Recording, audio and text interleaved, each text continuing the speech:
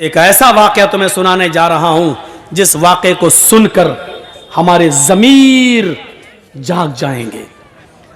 रात की तारीकी है। हजरत उमर रात के अंधेरे के अंदर गश्त करके देख रहे हैं कि कौन परेशान है। काफी दूर निकल जाते हैं तो एक और परेशान आदमी नजर आता है, घर के बाहर बैठा हुआ और रो रहा है। हजरत उमर उसके पास बैठ गए। जी क्यों रो रहे हो? रोने लगा और कहने लगा, नहीं जानता कौन है। कहता है कि मेरे भाई, जब तुमने एक रिश्ता जोड़ी लिया तो सुनो, मैं बहुत किस्मत का मारा हुआ इंसान हूं। मैं इस झोपड़ी के बाहर बैठा हुआ हूं, अंदर मेरी बीवी रो रही है और इधर मैं रो रहा हूं। कहा क्यों, क्या बात है? कहा मेरी बीवी बहुत ही ज्यादा खूबसूरत है और मेरी गांव का एक बहुत मजबूत आदमी, पैसे में भी मजबूत है, असर और रसूख में भी मजबूत है और ताकतवर भी है। उसके आगे पीछे गुंडे भी रहते हैं। वो शख्स रात की तारीकी में आता है और मुझे मेरा कान पकड़कर घर से बाहर निकाल देता है। फिर वो मेरी बीवी के साथ जिना करता है, मेरी बीवी को मजबूर कर देता है गलत काम करने के लिए। नहीं तो वो मुझे और मेरी बीवी दोनों को मारने की धमकी देता है। मेरी बीवी डर जाती है और मारे डर के वो सब कुछ कर लेती है जो उसका ज़मीर उसको गवारा नहीं करता। ओह, ये प्रॉब्लम है। अभी आया था? हाँ आया था और गलत काम करके चला भी गया। हजरत उमर ने कहा, मेरे भाई सच बताओ अब वो कब आएगा? कहा वो एक दिन छोड़कर आता है, आज आया है, गलत काम करके चला गया है, अब वो कल नहीं आएगा, परसों आएगा। अमीरुल मोमिनीन की नजरें आसमान की तरफ उठी और दिली दिल में कहा, इलाहुल आलमीन, कितना लाचार बे अमीरुल मोमिनीन हो। मेरे दौरे खिलाफत में एक आदमी मजबूर है और वो भी इतनी बड़ी मजबूरी कि उसकी औरत की इज्जत लुटती है और बेचारा मजबूर और गरीब आदमी कुछ नहीं कर पाता। इस बात को दिल में सोचा। कहा कि सुनो, परसों जब वो आएगा तो 2-3 काम करना बस। कहा क्या? कहा अपनी बीवी से कहना कि जब वो आए और तुम्हारे साथ गलत काम करने का इरादा करे और आ ही जाए तो उससे कहना कि भाई अब तो हमारा और तुम्हारा मामला बहुत करीब हो ही गया है, तुम हमारे दिल में बैठ ही चुके हो और हम तुम्हारे दिल में, तो अब रोजाना नखरे दिखाने से क्या फायदा। ऐसा करो कि ये काम तुम कर, जब चाहो तब कर लिया करो, लेकिन रोशनी में मुझे अच्छा नहीं लगता है। रोशनी में मुझे मेरे पति की, मेरे शौहर की याद आती है, इसलिए चिराग बुझाकर ये गलत काम करो और मैं खुलकर तुम्हारा सपोर्ट करूंगी। इतना कहना, वो तुम्हारी बीवी की बातों में आ जाएगा और चिराग बुझा देगा, बकिया काम मैं संभाल लूंगा। वो कहने लगा, क्या मतलब है तुम्हारा? बकिया काम संभाल लूंगा, क्या मतलब?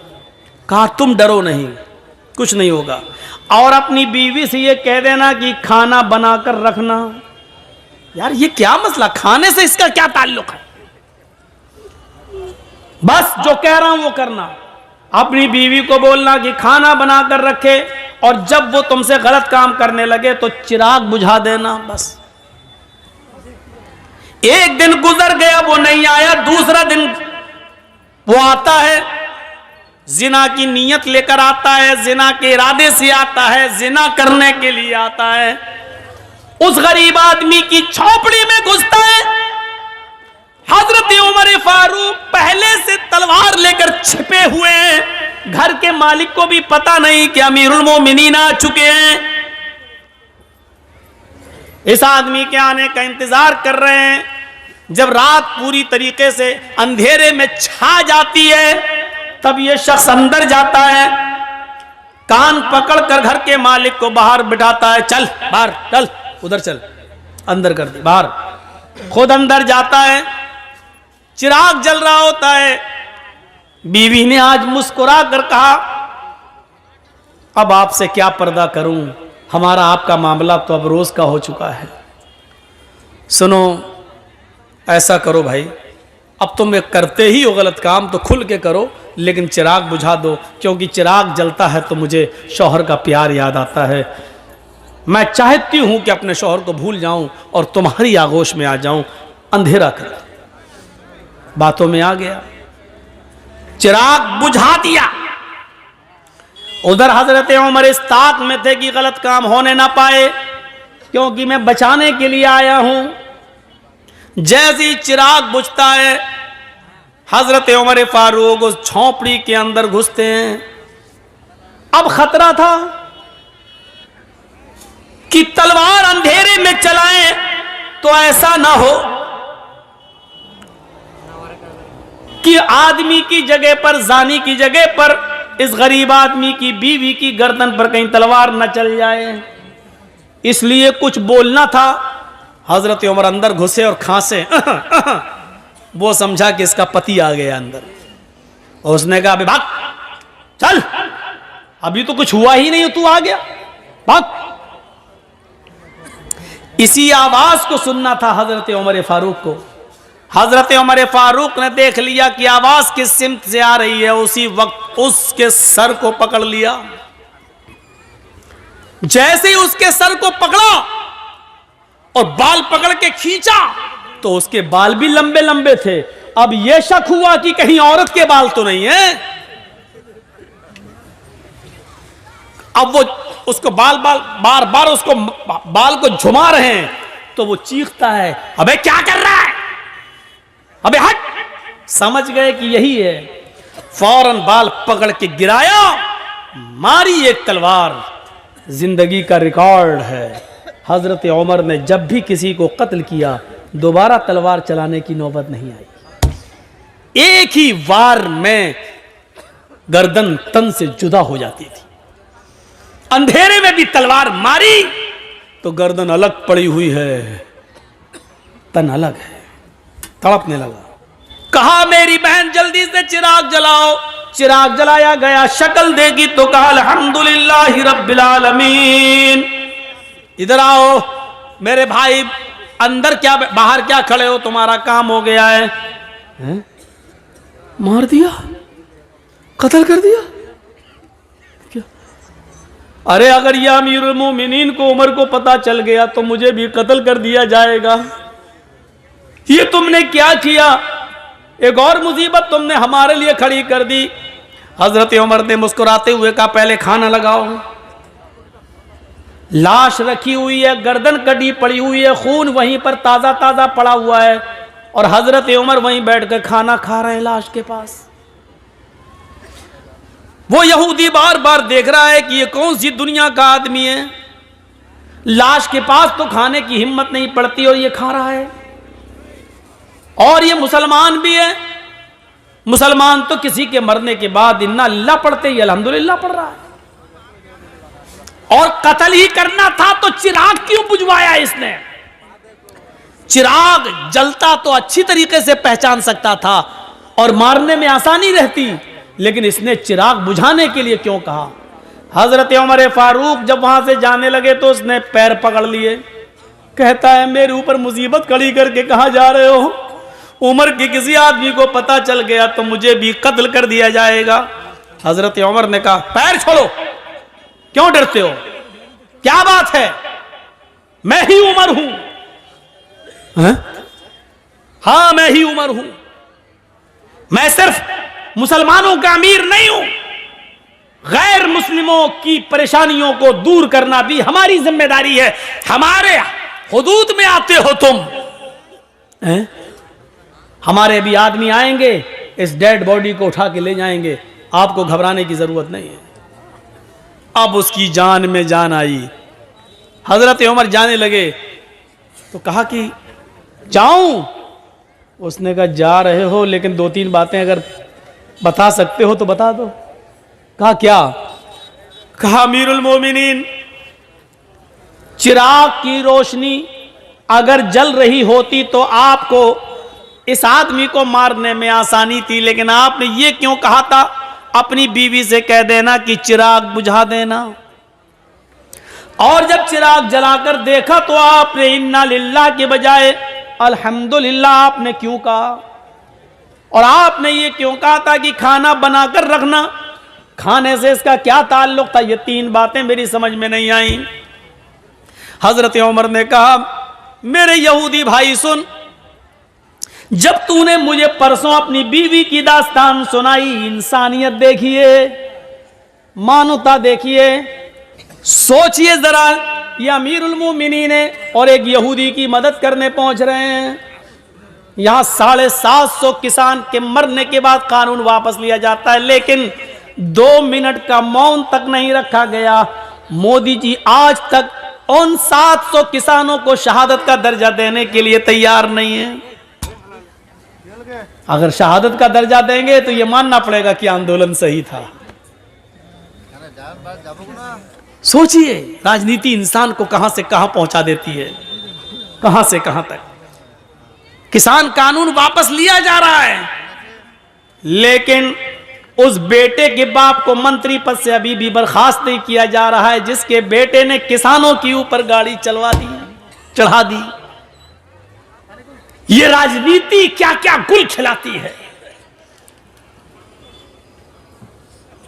कहा, परसों जब मैं आया था और तूने मुझे अपनी दास्तान सुनाई थी, तो उस दिन मैंने सोचा, तूने कहा कि बड़ा असर रसूख वाला आदमी है, जान पहचान वाला आदमी है, पैसे वाला आदमी है।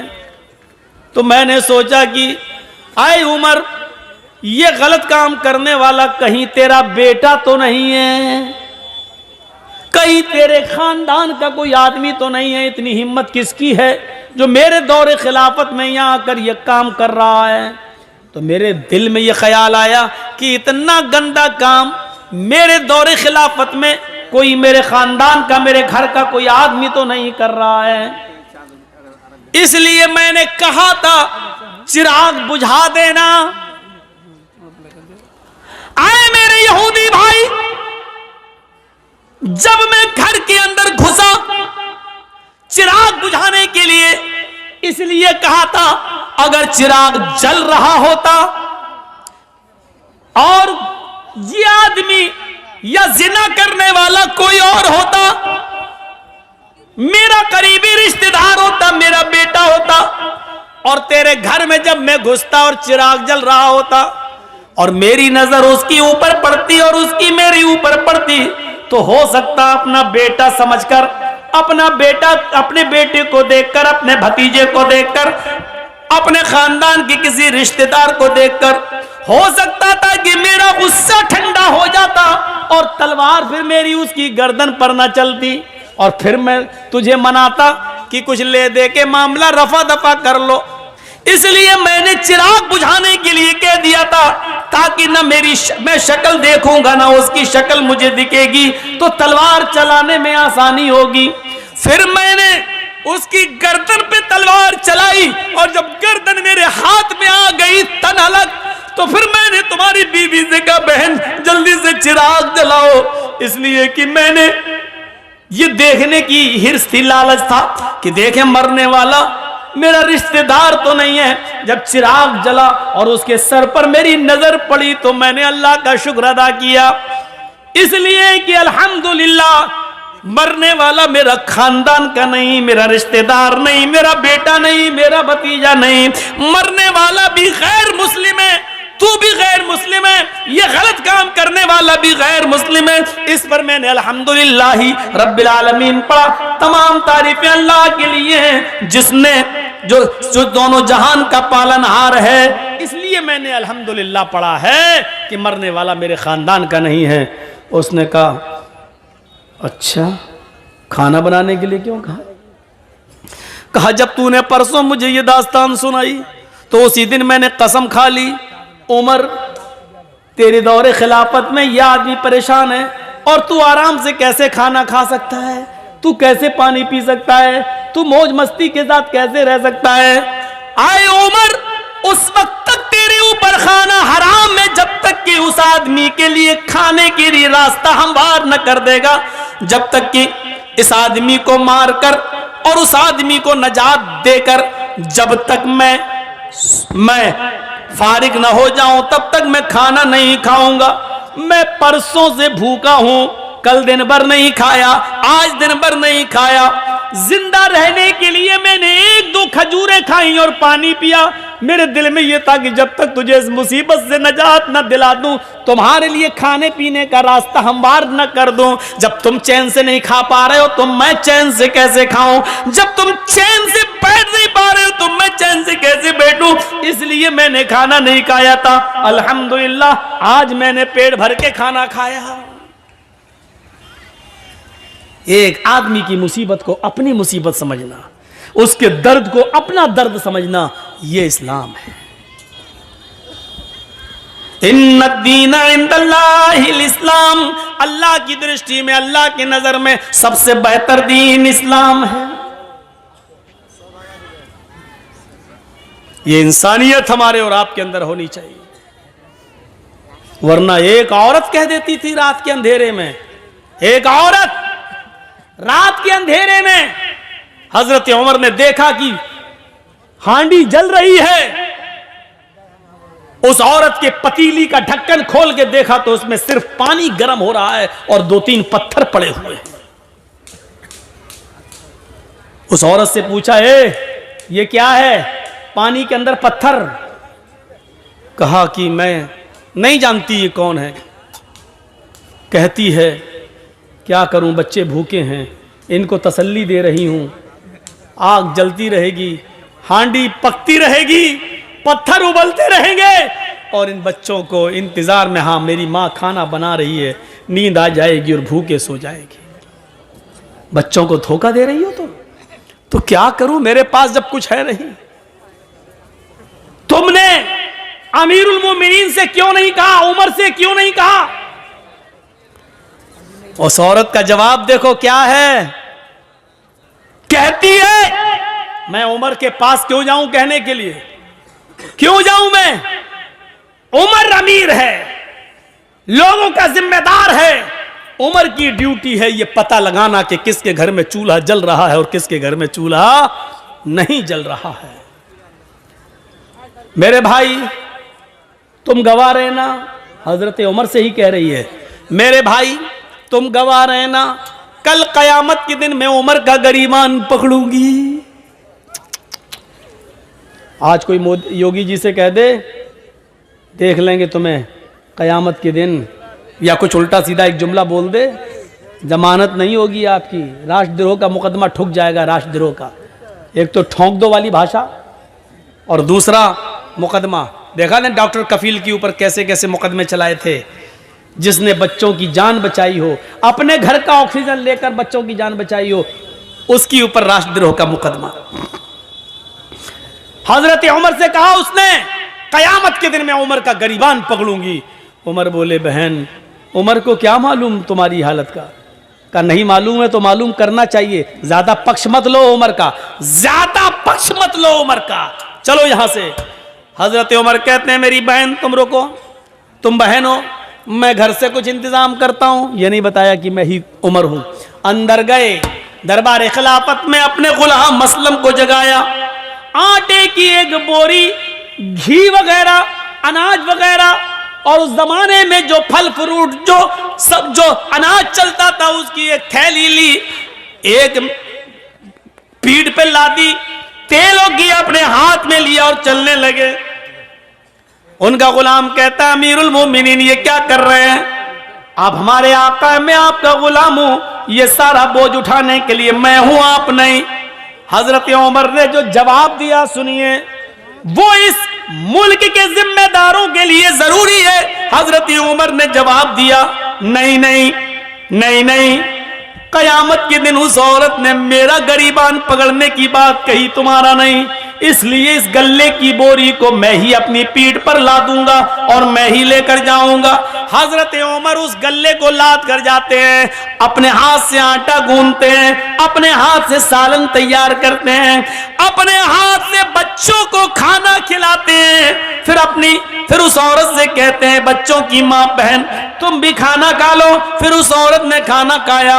जब हजरत उमर फारूक ने उन सबको खाना खिला दिया और वहां से जब आने लगे तो उस औरत ने पीछे से दामन पकड़ के कहा, लोग कितने बेवकूफ हैं जो उमर को खलीफा बना देते हैं। उमर के अंदर खलीफा होने वाली कोई चीज नहीं पाई गई। अरे खलीफा बनने के लायक तो आप हैं, अमीरुल मोमिनीन तो बनने के लायक आप हैं। आप रात में उठते हैं और गरीबों की देख रेख करते हैं। आपने हमारे बच्चों का पेट पाला, अल्लाह आपका पेट आपके बच्चों को आबाद रखे। हजरत उमर फारूक रोने लगे। उस औरत ने कहा, तो आपने मुझे बहन कहा है और आप रो रहे हैं। आपने मेरे घर में खुशियां दी है, बच्चों को खिलाया है और मेरी वजह से आपकी आंखों में आंसू। कहा नहीं मेरी बहन, तेरी वजह से आंसू नहीं, आंसू तो इन जुमलों से आए हैं कि तूने कहा कयामत के दिन में उमर का गरीबान पकड़ूंगी। मेरी बहन मैं तुझे कैसे बताऊं कि मैं ही उमर हूं, अमीरुल मोमिनीन मैं ही हूं, और ये मेरी गलती है कि अब तक तेरे घर की खबरगिरी मैं नहीं कर सका। मेरी बहन कयामत के दिन अब मेरा गरीबान मत पकड़ना। मेरी बहन अल्लाह के दरबार में इतनी गवाही दे देना कि मेरा एक जुमला जब सुना तो इसने मेरे बच्चों को खिला दिया था और अपनी जिम्मेदारी पूरी की। क्या जिम्मेदार देखिए कैसा था, वो अपनी जिम्मेदारी को समझता था। हम अपनी जिम्मेदारी नहीं समझते, अपना हो या पराया हर एक की खिदमत करना ये इस्लाम कहलाता है। यही इस्लाम का दर्स है, यही इस्लाम है, इसी इंसानियत का नाम इस्लाम है। हम भूल जाते हैं, हम फरामोश कर देते हैं। 4 साल हो जाते हैं हजरत उमर फारूक को। 10 साल तो खिलाफत की है, 10 साल में 4 साल ऐसे गुजरे कि रात के अंधेरे में रोजाना एक घर में जाते। एक सहाबी है हजरत तुफैल दौसी, कबीले दौस से उनका ताल्लुक। उनको शक होता है कि उमर ये रात को रोजाना कहां जाते हैं। पूछ पूछ के थक गए, लेकिन हजरत उमर ने नहीं बताया कि मैं रात को कहां जाता हूं। एक दिन तुफैल दौसी को तजस्सुस सूझ गया, देखें कहां जाता है उमर। रात की तारीकी में, रात के अंधेरे में जासूसी करने लगे। हजरत उमर आगे आगे जा रहे हैं, तुफैल दौसी पीछे पीछे पेड़ से छुप छुप के कि उमर मुझे देख न लें। हजरत उमर दाएं बाएं देख रहे हैं, लेकिन इनको पीछे का कोई आदमी दिखाई नहीं दे रहा है। चल दिए 4-5 मील दूर एक बियाबान आबादी में, आज बियाबान जगह आ जाते हैं। 5-6 झोपड़ियों के अलावा वहां कुछ नहीं है। एक झोपड़ी में चिराग जल रहा था। हजरत उमर फारूक ने दाएं बाएं देखा कि मुझे कोई नहीं देख रहा, उस झोपड़ी के अंदर घुस जाते हैं। तो तुफैल दौसी को शक हो गया कि उमर इतनी रात में इस झोपड़ी में क्या करने गया। इंसान की फितरत है, रात के अंधेरे में आप भी अगर दाएं बाएं देखें और कोई ना आपको देख रहा हो, चुपके से आप किसी घर में घुस जाएं, वो भी रात के अंधेरे में, तो मेरे दिल में तो तरह तरह के ख्यालात उठेंगे ही कि आप क्यों गए, इतनी रात में क्यों जा रहे हैं। तुफैल दौसी कहते हैं कि मैं उमर के निकलने का इंतजार करने लगा कि इतनी रात में उमर इस घर में क्या करता है और रोजाना आता है क्या करता है। काफी देर के बाद उस झोंपड़ी से जब हजरत उमर निकले और सीधे चले गए, तो तुफैल दौसी ने कहा जा रहे हैं जाने दो, मैं झोंपड़ी में जाके देखूं कि इसमें क्या है। हजरत तुफैल जब उस झोंपड़ी में घुसते हैं तो क्या देखते हैं कि कोने में चिराग जल रहा है। उस चिराग के पास खजूर के पत्तों की बनी हुई एक चटाई बिछी हुई है। उस चटाई के ऊपर कोई लेटा हुआ है। करीब गए तो पता चलता है कि एक औरत है, और करीब जाते हैं तो पता चलता है कि वो बूढ़ी औरत है, और करीब गए तो क्या देखते हैं कि वो तो आंखों से अंधी है, दांत उसके मुंह में नहीं है और हाथों से कोड़ी और पैरों से लंगड़ी है।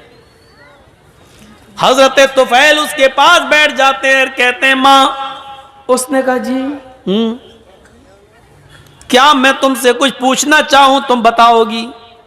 उसने कहा बोलो बेटा। कहा ये आदमी जो तुम्हारे पास आया है और अभी अभी यहां से गया है, ये कौन है, क्या तुम इसको जानती हो, क्या तुमने कभी इसको देखा है। कहा नहीं, मैं आंखों से अंधी हूं, मैं क्यों मैं कैसे देख सकती हूं? कहा मां मुझे जल्दी बताओ कि ये आदमी यहां आता है तो कम से कम तुम्हें बताया तो होगा कि मैं कौन हूं। कहा नहीं मेरे बेटे, ये आदमी यहां 4 साल से बराबर कंटिन्यू आता है, चाहे कितनी बारिश हो, चाहे कितनी आंधी हो, चाहे कितना तूफान हो, चाहे कुछ भी हो, लेकिन ये यहां जरूर आता है। लेकिन 4 साल से आज तक इसने मुझे अपना नाम नहीं बताया। यहां तो 100 रुपए मदरसे में चंदा देते हैं तो नाम के साथ देते हैं कि फला साहब ने दिया है। ऐलान करो मौलाना साहब, 1000 रुपए चंदा देते हैं तो उसमें भी हमें शोहरत चाहिए, फला ने दिया। और यहां बैठे रहते हैं कंपटीशन में, मेरा दुश्मन कितना दे रहा है, अगर उसने 1 दिया तो उसको दिखाने के लिए हम 1200 देंगे, हम 1500 देंगे। ये कंपटीशन है हमारे यहां, सब नेकी बेकार। ये सिस्टम ही पहली बात तो हमें गलत लगता है कि लाइए मौलाना साहब ये 100 रुपए लीजिए, मेरे अब्बू के लिए दुआ कर दी, अल्लाह उनको जन्नत दे। अरे आप मदरसे को चंदा दीजिए, आप दिल में नियत कर लीजिए कि मैं अपने बाप की तरफ से दे रहा हूं, आपको सवाब मिलेगा। मौलाना साहब से नाम ले लेकर क्यों दुआ करवा रहे हो? जर्जी साहब को अपने बाप को सवाब पहुंचाना है, जर्जी साहब 1000 रुपया देंगे, दिल में नियत है मैं अपने बाप की तरफ से दे रहा हूं, बाप को सवाब मिलेगा। 20 साल हो गई तकरीरें करते करते, यही बताते बताते, लेकिन नहीं बदली जा रही ये बात, नहीं, वही धुर्रा चला आ रहा है, उसी पे हम चल रहे हैं।